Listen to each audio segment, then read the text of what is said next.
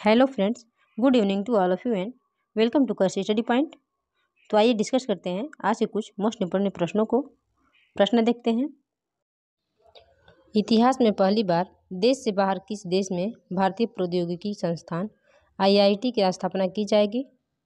इसका right answer हो जाएगा संयुक्त अरब अमीरात। इतिहास में पहली बार भारत संयुक्त अरब अमीरात में भारतीय प्रौद्योगिकी संस्थान IIT की स्थापना करेगा। यह पहली बार होगा जब भारतीय प्रौद्योगिकी संस्थान की किसी भी शाखा की स्थापना भारत के बाहर किसी दूसरे देश में की जाएगी। दुबई में नई IIT की स्थापना भारत और UAE के बीच मुफ्त व्यापार समझौते FTA के तहत होगी।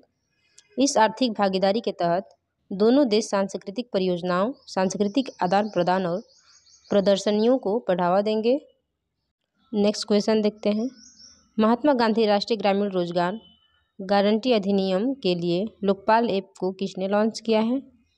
इसका राइट आंसर हो जाएगा गिरिराज सिंह, जो कि केंद्रीय ग्रामीण विकास मंत्री हैं। केंद्रीय ग्रामीण विकास मंत्री गिरिराज सिंह ने महात्मा गांधी राष्ट्रीय ग्रामीण रोजगार गारंटी अधिनियम के लिए लोकपाल ऐप को लॉन्च किया है। और फ्रेंड्स, इस ऐप को MG मनरेगा से संबंधित शिकायतों की सुचारू रिपोर्टिंग और वर्गीकरण के लिए विकसित किया गया है। नेक्स्ट क्वेश्चन देखते हैं। हिंदुस्तान यूनिलीवर लिमिटेड HUL के नए गैर कार्यकारी अध्यक्ष कौन बने हैं? इसका राइट आंसर हो जाएगा नितिन परांजपे। नितिन परांजपे हिंदुस्तान यूनिलीवर लिमिटेड के नए गैर कार्यकारी अध्यक्ष बने हैं। नितिन परांजपे को 31 मार्च 2022 से कंपनी के गैर कार्यकारी अध्यक्ष के रूप में नियुक्त किया गया है। अगला प्रश्न देखते हैं। संस्कृति और विदेश राज्य मंत्री ने वंदे मातरम लिए एक सिग्नेचर गाने की धुन को जारी किया है। इस गाने को किसने लिखा है? इसका राइट आंसर हो जाएगा उपयुक्त दोनों, रिकी केज और विक्रम घोष दोनों ने ही किए हैं। फ्रेंड्स, संस्कृति और विदेश राज्य मंत्री मीनाक्षी लेखी ने वंदे भारतम के लिए एक सिग्नेचर गाने की धुन को जारी किया है। इस गाने को Grammy award winner Ricky Kej और ऑस्कर कंस्टेंस विक्रम घोष ने लिखा है। यह गणतंत्र दिवस समारोह 2022 के लिए राजपथ नई दिल्ली में प्रस्तुत संस्कृति मंत्रालय के वंदे मातरम नृत्य उत्सव के लिए तैयार किया गया था। नेक्स्ट क्वेश्चन देखते हैं। उर्दू भाषा के लिए साहित्य अकादमी पुरस्कार 2021 किसे सम्मानित किया गया है? इसका राइट आंसर हो जाएगा चंद्रभान ख्याल। चंद्रभान ख्याल को उर्दू भाषा के लिए साहित्य अकादमी पुरस्कार 2021 से सम्मानित किया गया है। चंद्रभान ख्याल को उनकी कविता संग्रह ताज़ा हवा की ताबीसें के लिए यह पुरस्कार प्रदान किया गया है।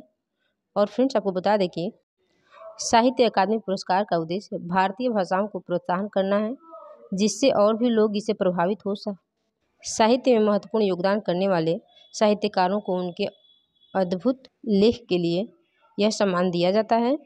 अगला प्रश्न देखते हैं। अंतर्राष्ट्रीय रबर अध्ययन समूह के नए अध्यक्ष कौन बने हैं? इसका राइट आंसर हो जाएगा KN राघवन। KN राघवन अंतर्राष्ट्रीय रबर अध्ययन समूह के नए अध्यक्ष बने हैं। यह अगले 2 वर्षों के लिए समूह के अध्यक्ष के रूप में कार्य करेंगे।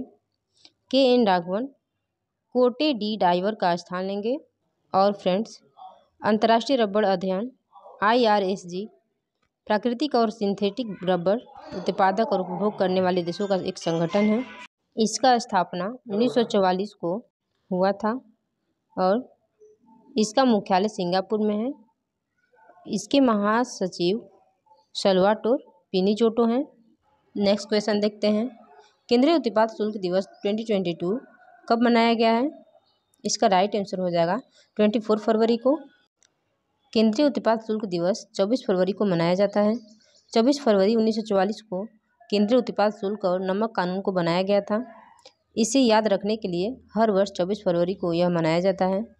और फ्रेंड्स, इस दिन को मनाने का उद्देश्य केंद्रीय उत्पाद और कस्टम बोर्ड ऑफ इंडिया का अर्थव्यवस्था में योगदान का सम्मान करना है। इसके अलावा संस्थान के अधिकारियों द्वारा की गई कड़ी मेहनत को सम्मानित करने के लिए भी इस दिन को मनाया जाता है। और फ्रेंड्स, केंद्रीय सीमा शुल्क और उत्पाद बोर्ड केंद्रीय वित्त मंत्रालय के राजस्व विभाग के अंतर्गत आता है। इसका स्थापना 1 जनवरी 1964 को हुआ था और इसका हेडक्वार्टर नई दिल्ली में है।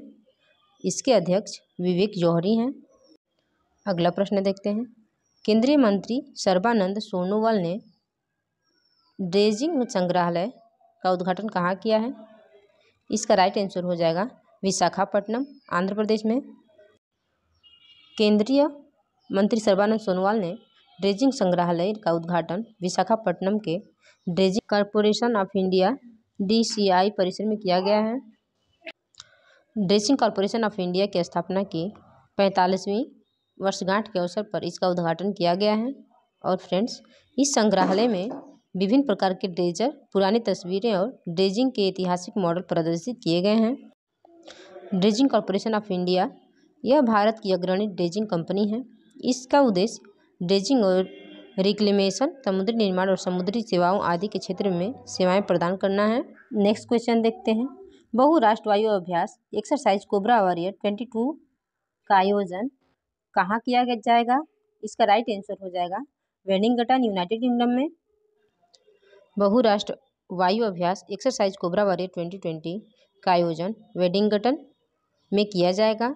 इस युद्ध अभ्यास में यूनाइटेड किंगडम, स्वीडन, सऊदी अरब, भारत और बुल्गारिया की वायुसेना 6 से 27 मार्च 2022 तक भाग लेंगी। इसका उद्देश्य यह अभ्यास भाग लेने वाली वायुसेना के बीच परिचालन क्षमता प्रदान करेगा और सर्वोत्तम प्रथाओं को साझा करेगा ताकि उनकी युद्ध क्षमता की ओर बढ़ाया जा सके और दोस्ती के बंधन को मजबूत किया जा सके। अगला प्रश्न देखते हैं। केंद्र सरकार ने कहाँ डिजिटल मिशन के तहत जन भागीदारी अधिकारिता पोर्टल को लॉन्च किया है? इसका राइट आंसर हो जाएगा जम्मू एंड कश्मीर। केंद्र सरकार ने जम्मू और कश्मीर केंद्र शासित प्रदेश में डिजिटल मिशन के तहत जन भागीदारी अधिकारिता पोर्टल लॉन्च को किया है। जन भागीदारी अधिकारिता पोर्टल आम जनता को आसान पहुंच प्रदान करने के लिए उच्च बैंडविड्थ वाले एक अलग सर्वर पर होस्ट किया गया है। अब तक करीब 70,000 लोग पोर्टल को एक्सेस कर चुके हैं। फ्रेंड्स, इसका उद्देश्य जन भागीदारी अधिकारिता portal one stop air active और उपयोगकर्ता के अनुकूल डिजिटल प्लेटफॉर्म है। यह लोगों को प्रकृति स्थित साथ साथ उनके क्षेत्रों में किए जा रहे विकास कार्यों की संख्या के बारे में विस्तृत जानकारी प्रदान करेगा।